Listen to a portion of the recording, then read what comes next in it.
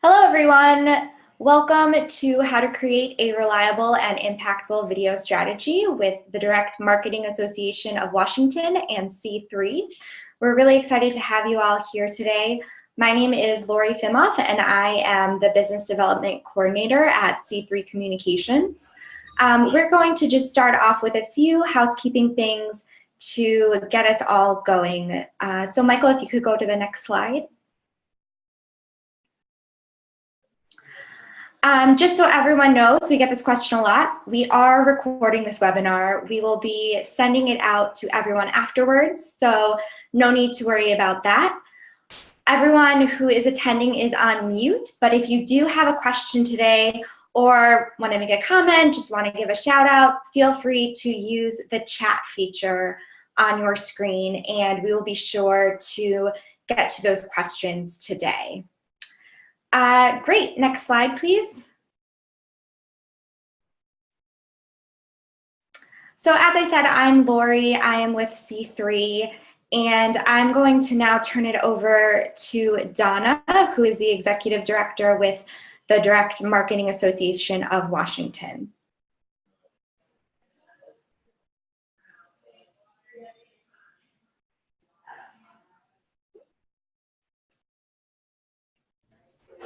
Donna, you might be muted.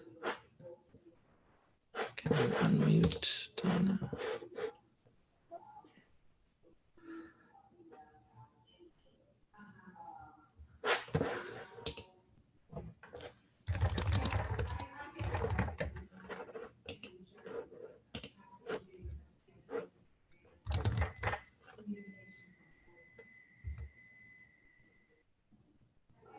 Sorry about this. We are just checking in with Donna.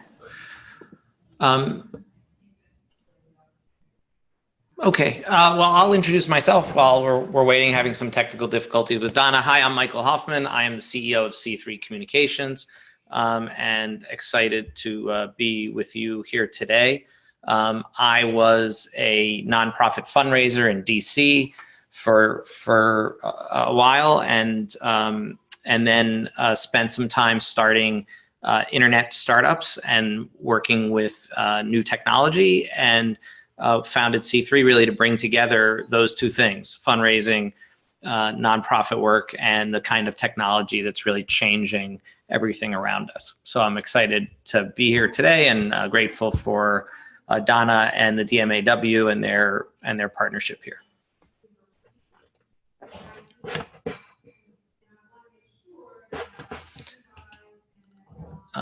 So I think we're having some technical difficulties with Donna. She will, when she can rejoin us, we will have her introduce herself.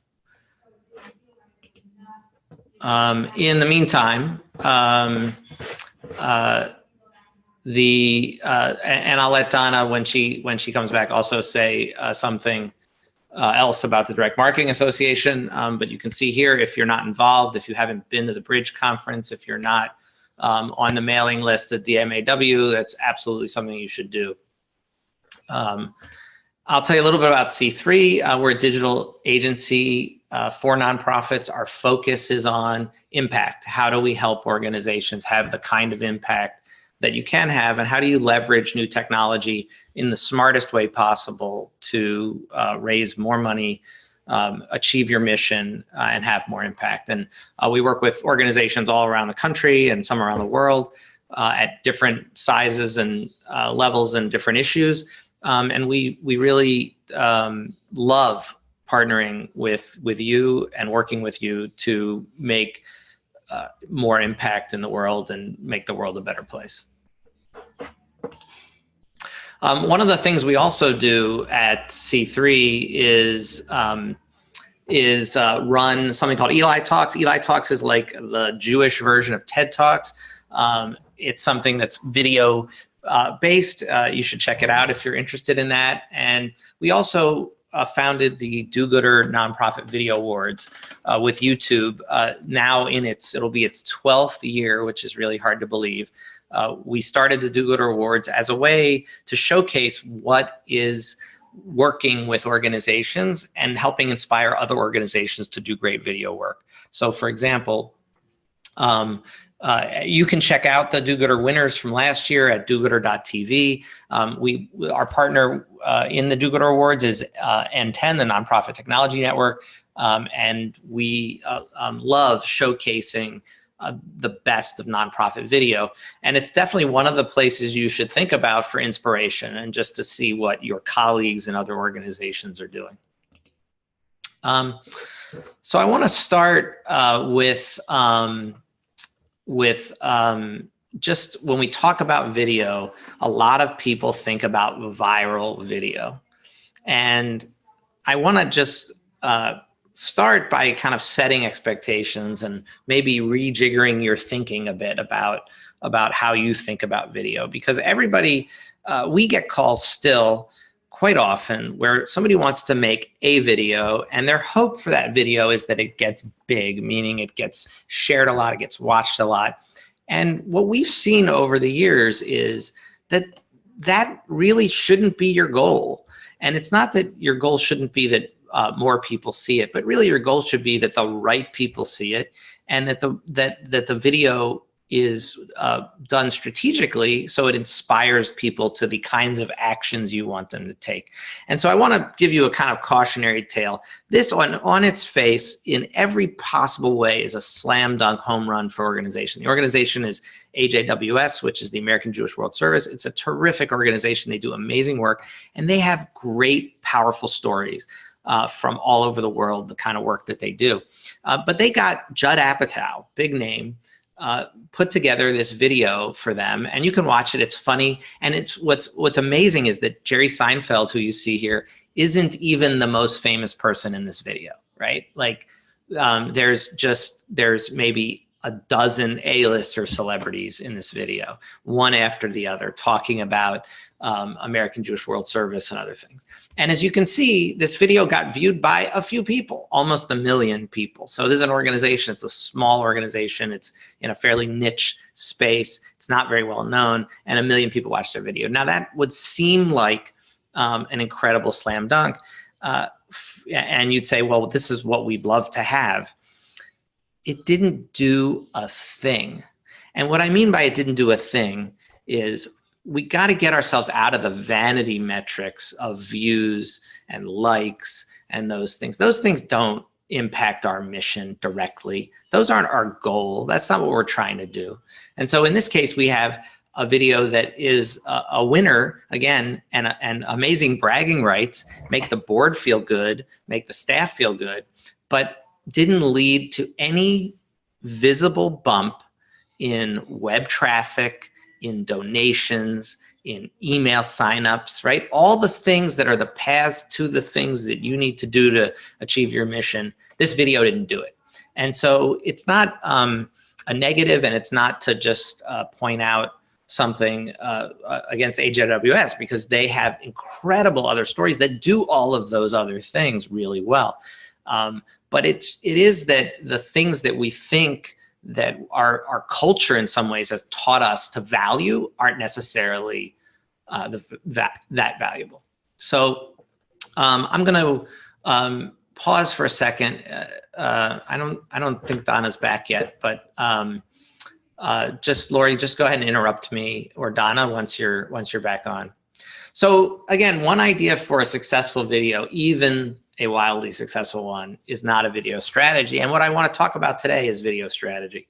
How do we do things, repeatable things, all the time that are creating both more video but better video, the kind of video that's going to have impact. That's what we're talking about today, not viral video, because the one-hit wonders disappear, right? They're something you might laugh at, something you might look at, something you might tell a story about, as I just did, but they're not something that you can build a successful organization around.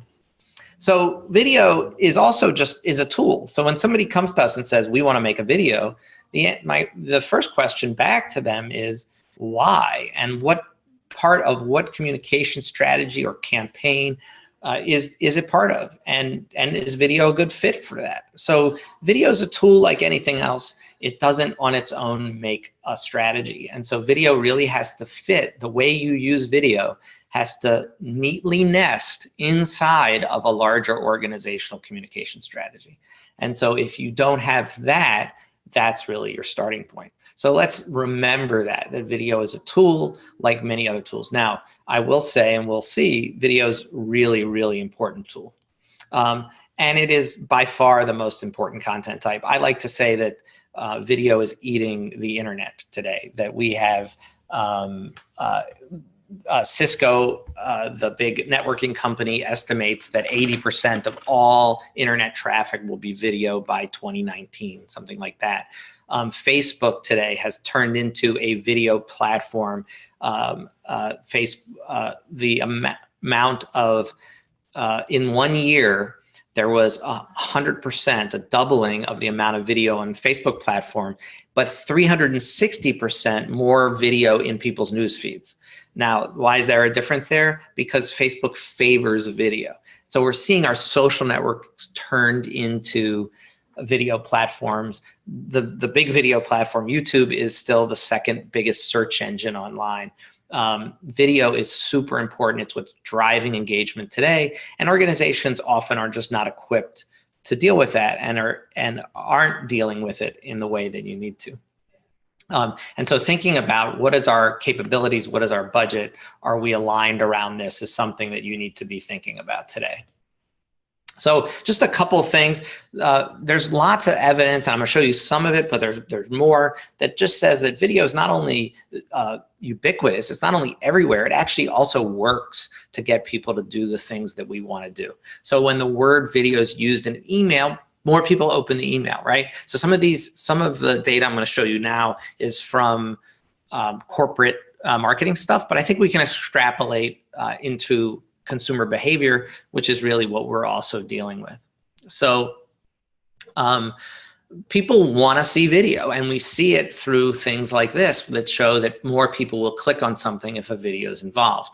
We also see, so that's opening the email, we also see click-through rates go up 2 to 3 times when video is included. So if I'm going to click on something and be able to watch the video, then I know that video, I'm much more likely to click if I'm promised that video to see. This is really interesting to me. Generally, people go through a path before they get to a transaction. So if we're thinking about donors, people don't just wake up one day and go, oh, I want to do that, and then they go right to your donation page, right? There's a process. They have some awareness. They read something, they see something, they share something, a friend mentions something, they look up something, right? It's some journey they go through to get to that donation form eventually. When video's in that mix, it happens faster, right? That's what this statistic is showing, is that there's less site visits, less need to go back and check on things, to look again, to think more when there's video involved. And I think that that's also true in the nonprofit world as well. Again, we're seeing purchase behavior. So again, when people watch a video, they're much more invested, they're much more likely to transact. And again, I believe we can extrapolate this. There's not as much, because there's so much more data on the corporate side, there's a lot more of this kind of data. But increasingly, there's some data on the fundraising side. And this basic statistic that people are more likely to purchase was actually done in a Google study, and I don't have a slide for it, but there was a Google study around donors, and they used a panel and they followed people online. And there was definitely a connection between people who watched video, often on YouTube, by the way, and eventual donations. And so that's the other thing I want to just say about video and video strategy. It's not always direct marketing. It's not always I go from this video to this transaction. It's often that issue of attribution, that sometimes people will see something and then later on go back and do something. And we have to really think about the whole picture, and not just in the moment of the transaction. That puts us in a box that I think doesn't do justice to the programs you need to create, the communications and the fundraising you need to do. So I want to just tell you a little bit about just a video. So I showed you one example of video without strategy and how it's not effective, and I want to show you now a video with strategy and how it is effective. And I think I'll actually play one of the videos. So we've been able to work with the Alzheimer's Association on a couple of their peer-to-peer events, The Longest Day and Walk to End Alzheimer's, and really thinking about, well, video can really play an important role here to get people excited for these events, to get people fundraising, but let's think strategically about it. And so I want to just share with you a little bit of the thought process here, which was, what do we know about the audience here? What do we know about how peer-to-peer fundraising works? And one of the things that we thought about was that peer-to-peer fundraising is as much about the person raising the money as it is the cause, right? So if if your friend, Michael, is walking in a walk and asks you to donate, you're going to donate because it's your friend, not necessarily because it's for Alzheimer's or it's for cancer or it's for homelessness or for whatever the cause is, right? You're going to do it because your friend asked you to do it. And I think so taking kind of strategic insight and then making sure that you've incorporated that in your strategy, because with the Alzheimer's Association, it's very easy to talk about Alzheimer's, right? And say, here's why this cause is really important. But when we understand the motivations of the people and of the audience, then we start to think, that hey, maybe the video has to be a little different than we would do in a different circumstance. So I'm going to actually exit out of this here and go to a live walk page. So this is in my browser here, as you can see. And this is the Walk to End Alzheimer's. You guys can go to that page, just do ALZ Walk in Google and you'll find something.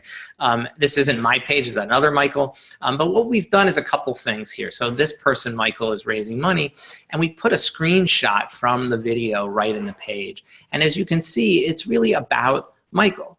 Michael needs your help to honor his dad, Tom. And so this is really about the walker, the participant, as much as it is about the organization. So let's take a look. I hope that through this Zoom thing that you will actually be able to hear and see the video. Laura, you can let me know if that's the case or not.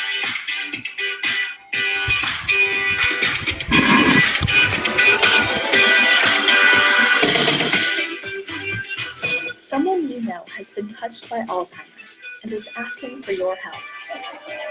Across the country, people are stepping up to fight the disease by supporting Walk to End Alzheimer's. You can be one of them.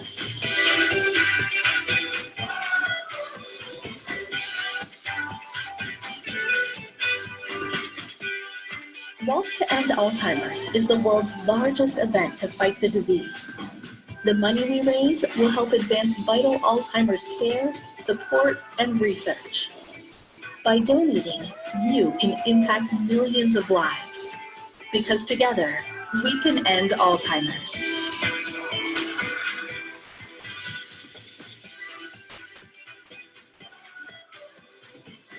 Donate now.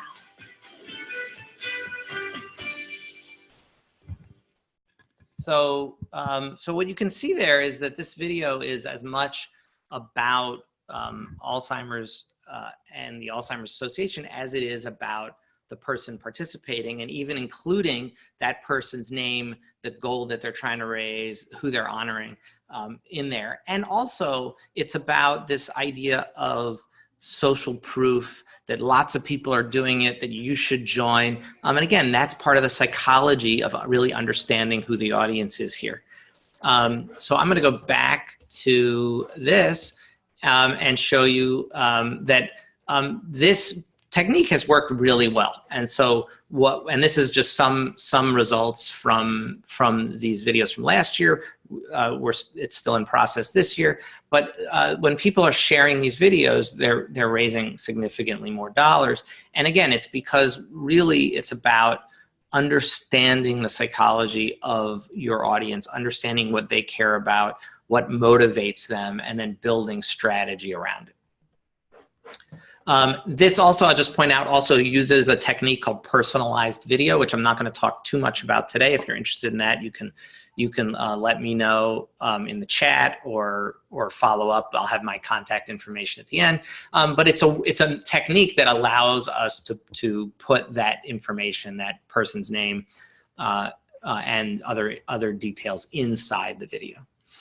So I want to just kind of bring it together and just talk about 3 things that really you should think about as making up your video strategy. So one is audience and goal focus. So we just talked about that a little. I want to talk about that a little bit more. The other is hero's journey. If you've ever heard me talk, you've probably already heard this. We really think this is the most important storytelling framework for nonprofits and nonprofit fundraisers. And so I want to go over that with you, and you can kind of see how that works and how it might change a bit the way you message and make videos and tell stories. And then the last thing I want to mention is just the need to do more with less. And I think that's connected to what we talked about earlier, which is videos everywhere. It's in every channel. It needs to be all over. It's what your constituents are engaged in. And our organizations aren't really equipped to create enough of the right video in the right places. And we have to figure that out, because we're going to be left behind. The mind share is moving to video, and it's moved in large part to video, and we need to be there. So how do we do it? Okay, and Lori, feel free, if you guys have questions, I'm going to pause in between these sections, but if you have questions, just put them in the chat, and Lori, you can interrupt me. No questions so far, so please send them our way if you have any. Okay, excellent. Okay, so let's talk about audience for a second. So, yeah. So the first thing you got to think about is who your audience is. And, when people say to us, and this still happens, not as much as it used to, but, we say, okay, you want to make this video. Well, who's the video for? The general public. There is no such thing as the general public. Really, there's no such thing. So anything that you're doing on any communications channel, if somebody says, well, this is for the public, well, what does that mean? I mean, people just, they are very different from each other. 15-year-old boy in, East Lansing, Michigan is not the same as a 65-year-old wealthy woman living in Hollywood, right? It's like we have to really narrow this down, because if you don't understand who you're speaking to, you can't align your values and your story with their values and their story, which is really the goal of successful communications and successful video. So thinking about it is who are these people, and what do you want them to do? Where are they going to see it? And what stories would inspire them? I think when we look back at that AJWS video, even if somebody really liked it, the main place that they saw it on was YouTube. And the real question is, well, how easy is it to get from where you're watching something to where you need to do something? And if the answer is it's really not easy, then you really have to rethink your strategy. And then we have to think about what motivates our audience. And we also have to remember we're not our audience. And so that's really hard, because when we're, and that's why having real feedback from real people and real research-based information is so critical, because we will see in your fundraising copy or your email or your video script or whatever, you'll have people inside your organization weighing in, a board member, I don't like this or I don't like that. It's like, well, I don't really care what you like or you don't like. Or let me just say, it's not that I don't care. It's really just beside the point. It's about what's effective, not what you like. And if you can't show me why this would or wouldn't be effective, then you don't really have standing to say you just don't like it. And we see that all the time in the creation of content and copy and videos, that people are weighing in without really the ability to know why they're weighing in. So I want to show you something. This is from Make-A-Wish, work that we've been doing with Make-A-Wish. These are their supporter personas. These are not just donor personas. These are existing donor personas. These are potential donor personas. They're what are called Wish Refer personas, which are the people who provide access to the kids that get wishes, as well as volunteer personas. So there's a lot of them here. But the idea is this actually started with a call from Make-A-Wish saying, we want a video. And then the question is, well, who's the video for? Well, our audience. What do we know about them? Well, not enough. Okay, let's start to dig into that and really understanding who they are. And so a persona is a fictional person. Sometimes now companies are using real people. Some of the large companies like Nike are, instead of doing kind of amalgams of people, they're using real people. But personas traditionally have been a made-up person who represents a certain type of your audience. And the idea is that once you've created an Amy here, who's the annual donor persona, you can, when you create a video or you create an email or you create any content, you say, well, would Amy like it?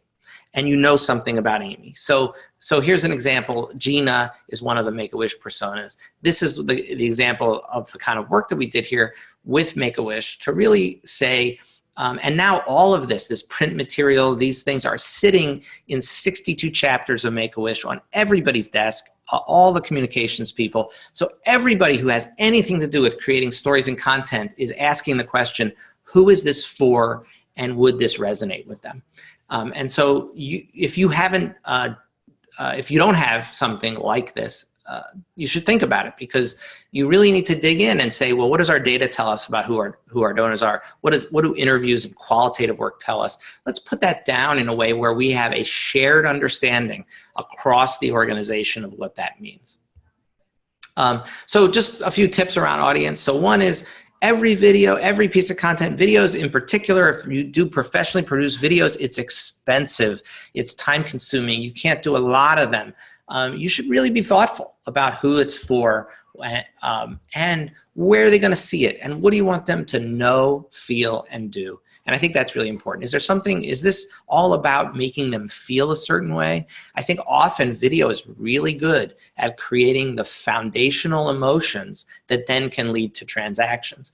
And that comes through storytelling, which is, can be very emotionally powerful, but not necessarily a lot of things to know, right? What are people really gonna remember? And I know there's that famous a quote that's attributed to Maya Angelou, that people will forget what you told them in the details, but they'll always remember how you made them feel.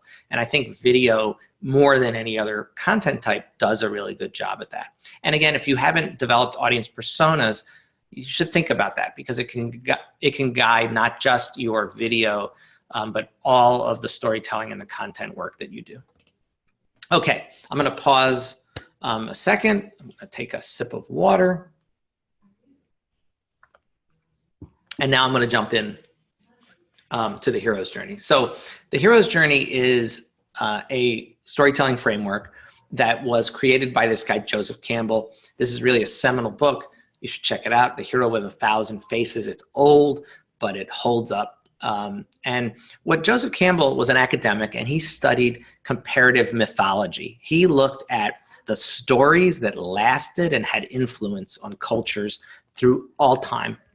And he discovered a pattern. He realized that these stories, all these stories, had something in common, whether they're the religious stories, the stories of the foundings of the great religions, to the stories from tribes people, to the ancient Greek and myths, all of it had these common frameworks. So I want to walk you quickly through that framework and explain how I think it becomes a really useful, really important thing for you to focus on as you tell stories for your organization and make video. And so if you can orient your video strategy around this framework, you unleash an incredible power.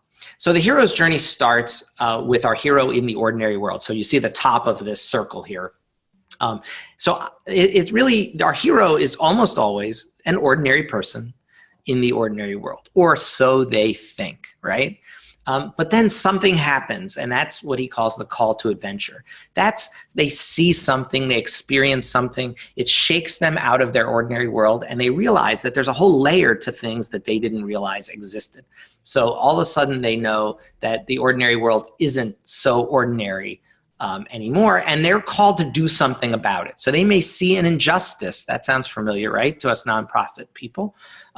They notice something that's going on that's not right, and they have to do something about it, and they're asked and told to do something about it. And often they refuse the call to adventure initially. They say, no, I can't do anything about that. Why? Because I'm just an ordinary person in the ordinary world, and this is really big and really scary, and how could I possibly do anything about that?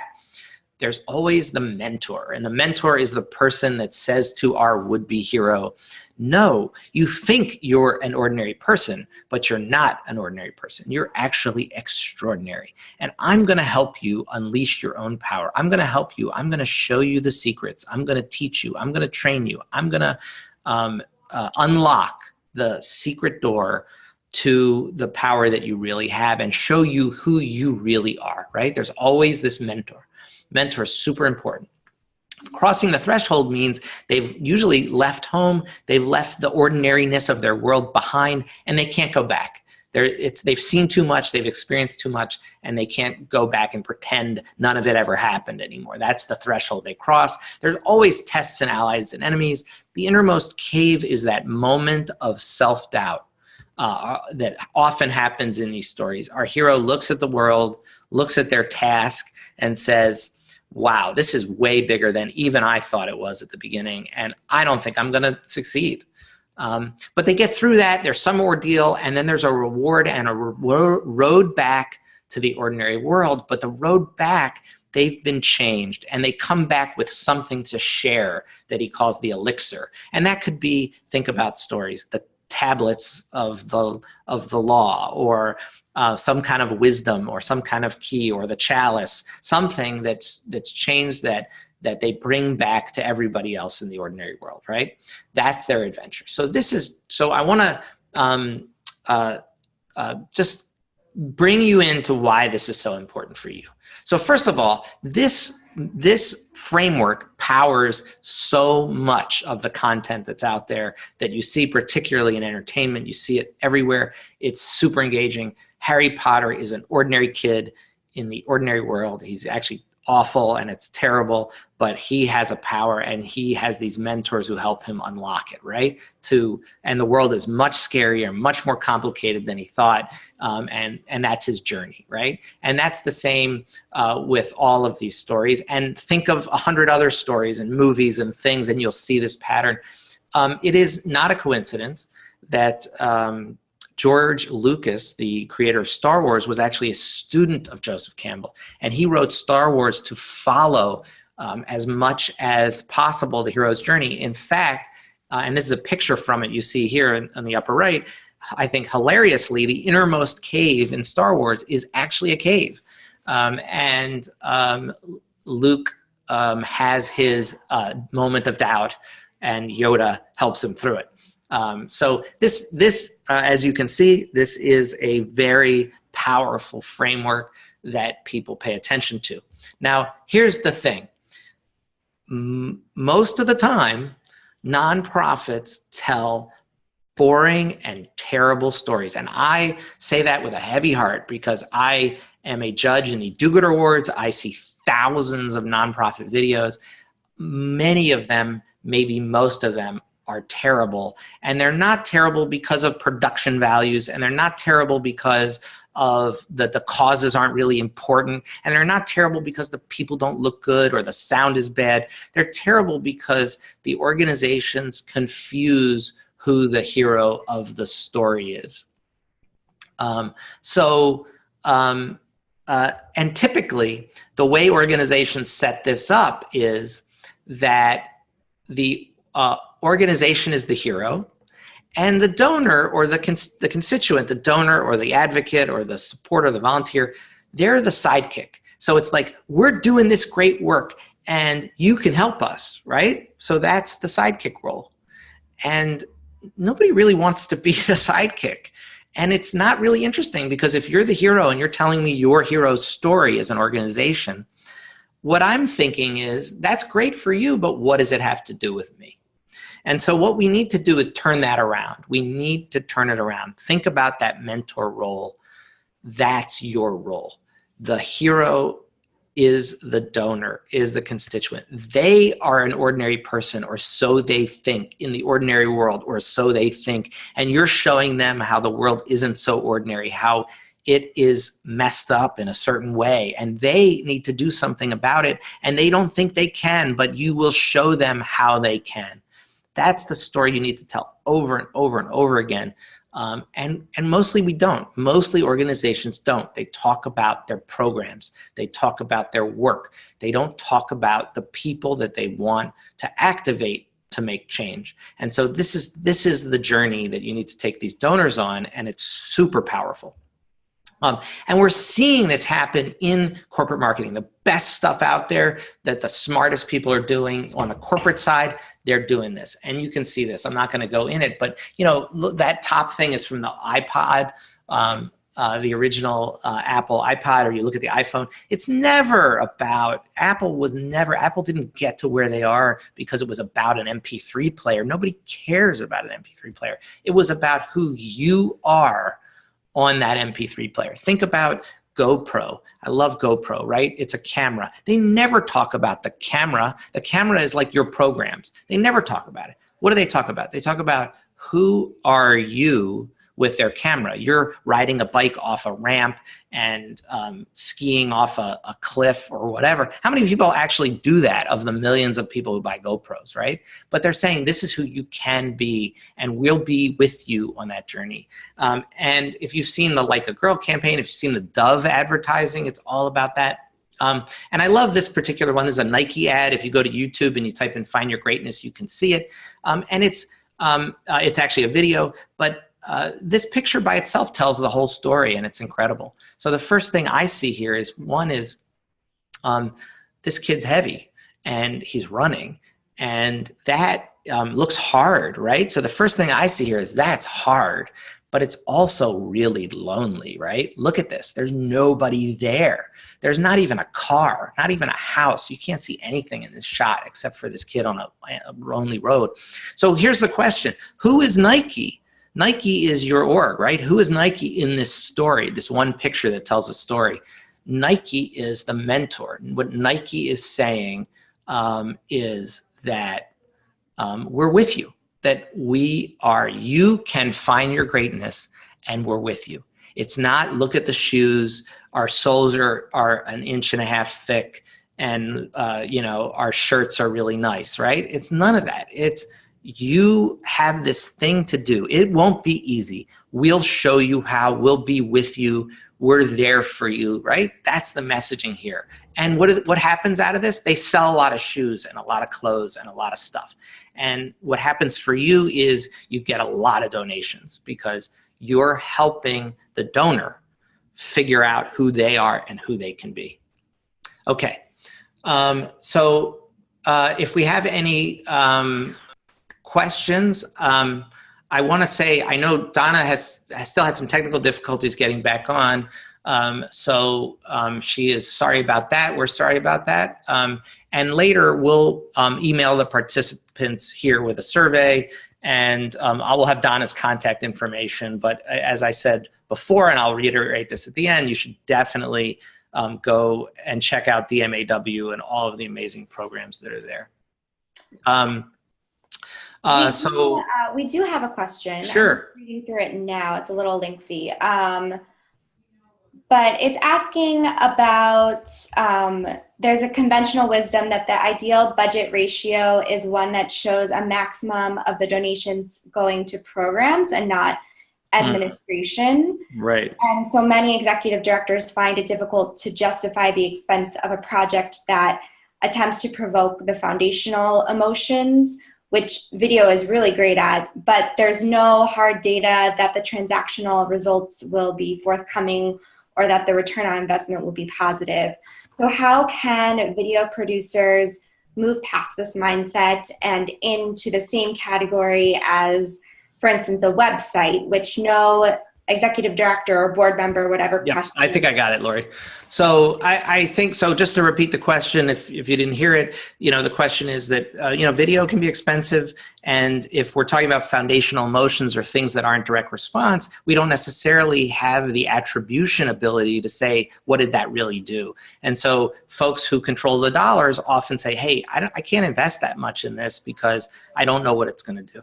And that has absolutely been a problem with video investment. I think there's a way around it. And the way around it is really, again, storytelling and telling a story. I think one is I've tried, and I've done this mostly a couple times on Beth Cantor's blog. So if you go to Beth Cantor's blog and you search for video, or you search for my name, and we can send this out in our follow-up as a link, but really putting together all the data we do have.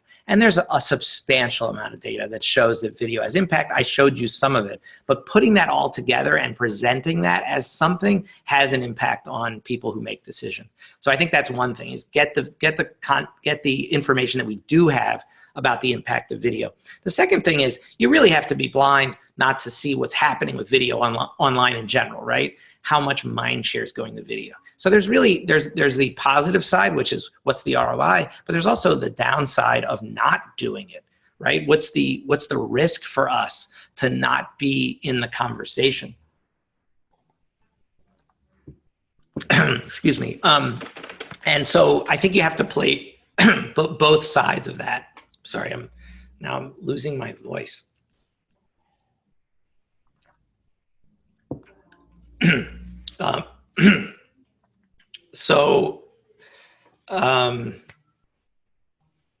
Yes. So to answer that question, I think you do need to use the data that we do have around video. And then you also have to begin, and I'll talk about this in a little bit, thinking about ways in which you can create more for less. And how can we create more video for less? So I'm going to talk a little bit about that right now. So it's really a good segue. But I will also say one other thing that I just reminded of. We did some work for St. Jude's. St. Jude's is a fundraising juggernaut, right? It is a massive, incredible fundraising organization. They have invested so much in video. And if you look at, so the other thing I would do is tell some case studies of organizations that have invested in video and see how they're doing. The two that come to mind that I love, one is St. Jude's. St. Jude's has a video department with, 12 people in it and a studio, and they have full-time. I mean, the amount of investment in equipment and people and staff at St. Jude's just around video is blows everybody away. And it's not a coincidence that they perform the way they do, right? Those things are connected. Another organization I think that has built video capacity and invested in video is the Humane Society of the United States, HSUS. And they're probably the leading social media organization in terms of their ability to turn Facebook friends into donors and make stuff happen online.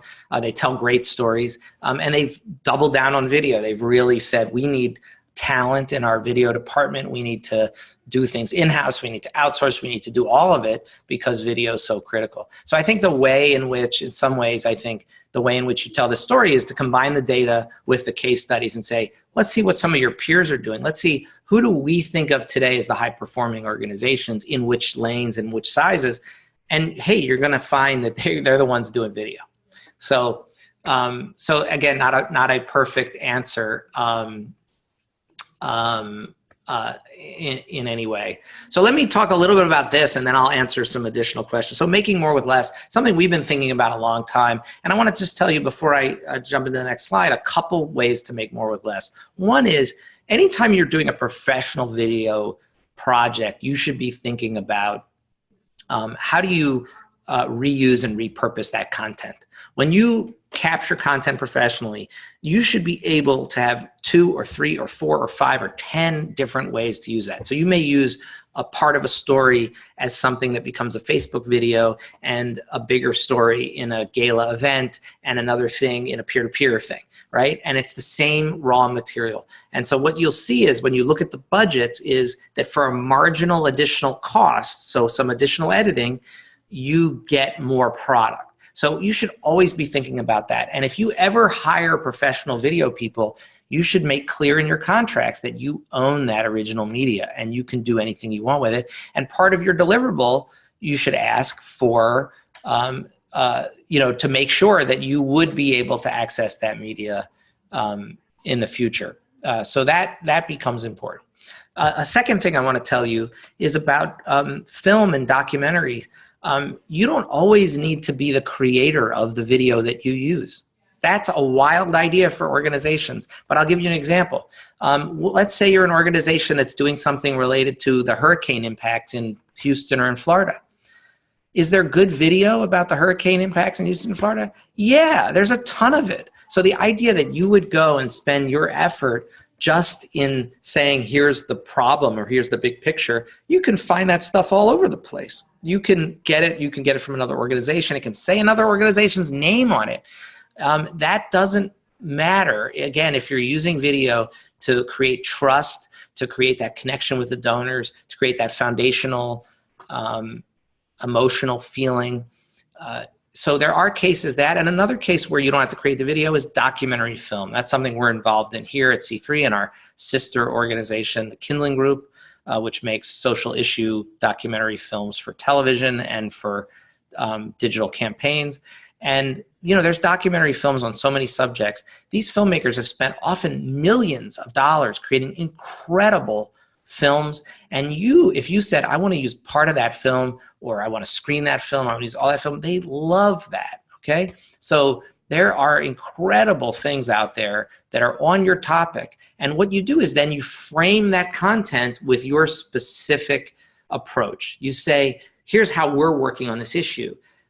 And you add your pieces to that in a contextual way, but you can use that video. So that's another way to do it. And I want to just tell you about a third way.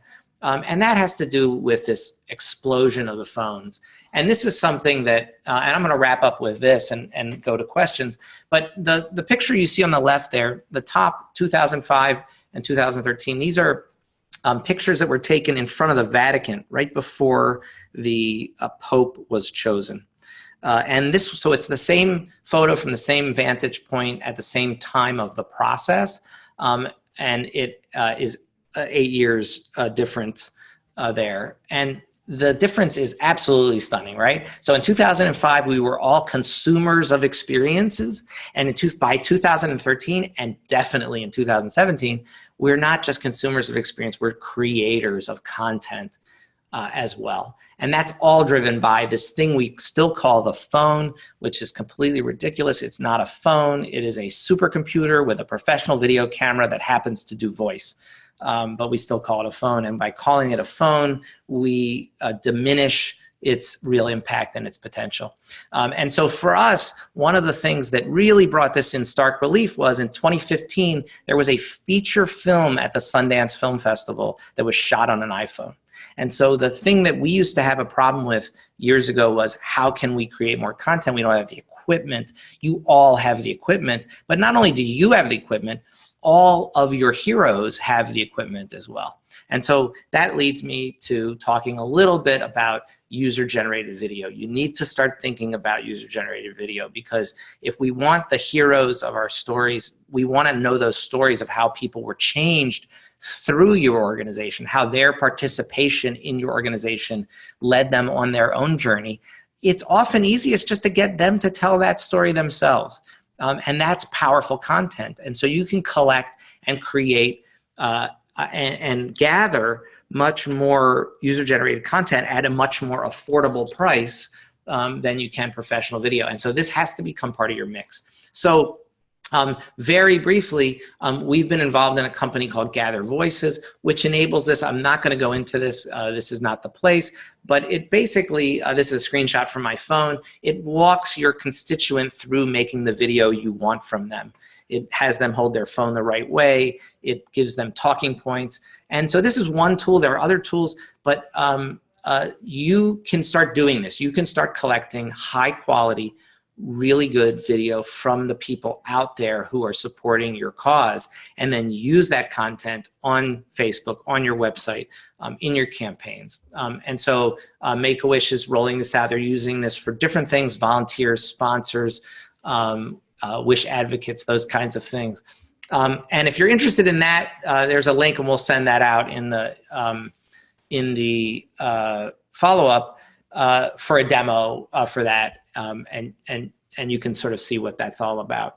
But the idea is you just have to trust your people more, right? You have to believe that you can't even make up the stories that people can tell out in the world that are powerful about your own organization and what it was that resonated for them. And when people see people like them, they're much more likely to get involved. And that's the power of social media, right? That's what's happening in the world. So I'm going to just wrap up here and just remember a few things. That video is a tool. It's not a strategy by itself. You need to focus on your audience. Think of the hero's journey. Think about when you create content, who's the hero of this story? And the little advice there would be, make the hero the kind of person you want to activate. Because if they're not the hero, if it's not about them, why should they get involved? Start aligning your organization and talent around video content. This is something we ask about, and you should ask about when you hire, right? You should be thinking about what do we need internally? How are we thinking about that?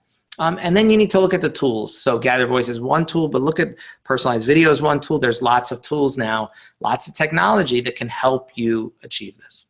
So I'm going to stop and see, Lori, any questions? Yeah, we do have a few questions. So one is about interviews. It says organizations like St. Jude sometimes include interviews with their videos. What information really makes an impactful interview? Those centered around the story. Yeah. So I think, interviews are great. I think generally with video, you should be, this user-generated video might be an exception, but when you're creating professional video, you should be thinking, how do we show and not tell, right? That's what video is good for, taking people to a place they can't go on their own. So using an interview as the narration to showing something is much more powerful than looking at a talking head, certainly for more than 15, 20 seconds. So what makes a good interview, I think, is authenticity. And that in general is what makes good video. So really, when somebody looks like they're reading from a teleprompter, it is, or they're reading something scripted, or it feels like they're scripted. The best interviews are when the person talking starts to cry because they're remembering something that was so emotionally powerful. The viewer gets that, feels that with them. You see that all the time. So I think the best interviewers are the people who can make their subjects feel really comfortable. And we see that in the documentary film world. The best documentary filmmakers are the ones who can really get their subjects to let them in, really deeply let them in, so that you get connected to that emotion. Yeah, and Donna also, just going off of that, wanted to reiterate that an impactful interview really draws out the emotion of the person being interviewed. You create emotion that will stir the compassion of the viewer, and just making sure that the questions that you write are key in order to be able to do this. Yeah, absolutely right. And I think sometimes what I see with nonprofits, again, back to that, who's the hero, often it's asking questions about the organization versus asking questions about the person and their emotional journey, right? It's like you got to take a step back from your programs, from all your details. The details aren't what moves people. Again, it's that emotional journey. So tapping into that's key. Great. We do have a few other questions that we have some time to get to. So this one is, this woman is interested in talking about getting more exposure on the internet for video and how to drive traffic. Sure. I think that often is a bit of a backwards thing, right? It's like, and as we saw with the video that got 800,000 views, the traffic, it's not just about driving traffic, right? You can buy likes or whatever it is, but they're not going to do you any good. And so, what you really, the way to get traffic is to make content that people really love and that's shareable. And so one exercise you should think about is every time somebody sends you something, they see something online or they send it, or if you're on Facebook looking at what are people sharing and why are they sharing it. So look at all the videos people share and say, well, what is it about that video they're sharing? Start to unpack that. Think about what's happening in that. Is it funny? Is it emotional? Does it tell something important about what's going on in the world? How often is that talking about organizational programs or look at what we did? Never, right? That's never the video that people share. And so it starts really with the content that we create. And then just like every other piece of content, optimizing how you do it is really important. So with emails, with all content, the opportunities, if you have them, to do different message testing, testing different subject lines and titles. But generally, with video, your best carriers of that are your existing constituents, and really encouraging them to get that content out into their own networks. Great, thanks, Michael. A few more questions coming in. How does giving the client the rights to the video content help me as a video creator? I guess that's from maybe a professional video creator. How does it help you as a creator? Well, I guess it's what's your goal? Is your goal to help you, or is your goal to help the organization? I mean, I think, for us, I think what we've found is by saying to organizations when we create professional video content, which we do, saying, hey, you can do other things with this. Most of the time they come back to us to say, help us do those other things. So, I think as a vendor, if you're talking about from a vendor's perspective, our approach at C3 is, if it's not helping you, we don't want to do it. And our clients get that with us, and they feel trust. And so they're much more likely to want to do the things with us. So, I think, again, I think the question is, what business are you in? If you're in the video shooting business, maybe it's not a good thing. If you're in the help nonprofit business, then I think it's a good thing. So I think that's really a business decision. I mean, it doesn't mean that things don't necessarily have cost to them. It doesn't mean if you have to pull something from an archive, or you have to do extra work, or you have to whatever. But in the end of the day, if you do a good job and you understand it, and this is my experience over 15 years. If you really deeply care about their success, they're going to keep coming back to you, and they'll do more. And whatever you might lose because they're going to take the footage and their in-house person's going to cobble something together, that's not replacing you. That's just extra stuff that helps them and makes it feel more valuable, the work you did do. Great, and we have 1 minute left, so I think we have time for just one more quick question. Is the hero and the interviewee always the donor? What about the recipient of the funds and the client? Yeah, I mean, I think that in the end of the day, and I see this a lot, organizations, they really are amazed at the people that they're working on behalf of, right? That the whether it's poverty or cancer or whatever it is. And that's great, and you want to tell those stories. But the hero in this context, if your goal is to raise more money, then you have to tell stories that have a role for the person that you want to activate. That doesn't mean the entire video has to be about a donor. It does mean that hero's journey piece, the idea that this work was possible because of this journey this person went through. The donor made it possible. If I don't feel that in there, even if it's implicit, then it's not going to activate me, because I'm just going to go, hey, that's a nice story, but what does it have to do with me? So I think that doesn't mean whole videos all the time have to be only about the donors, right? But the donor's job is that interaction with those clients. The work that you do is done by the donors through their donations. I need to feel that. So I think that's a little bit of a nuance there. I think that's important to do. But again, the people that you are going to if you want to activate people to give money, you've got to intersect their personal story with yours. Okay. All right. Thanks, Michael. I think that is all the time we have. Great. Well, here on the screen is my contact information, LinkedIn, Twitter, and my email. And there's Donna's email. And definitely go check out dmaw.org. You should join. You should get involved. You should go to the programs. And you certainly should be at the Bridge Conference next year. And Donna, thank you so much for co-hosting and sponsoring this with us. We're going to send out a follow-up, a survey, some of the information we talked about, access to the deck, all of that. And if we didn't get to your question, please feel free to email me or call. I'm happy to talk to you. We're all about helping organizations succeed. So thank you all so much, and have a terrific rest of your day.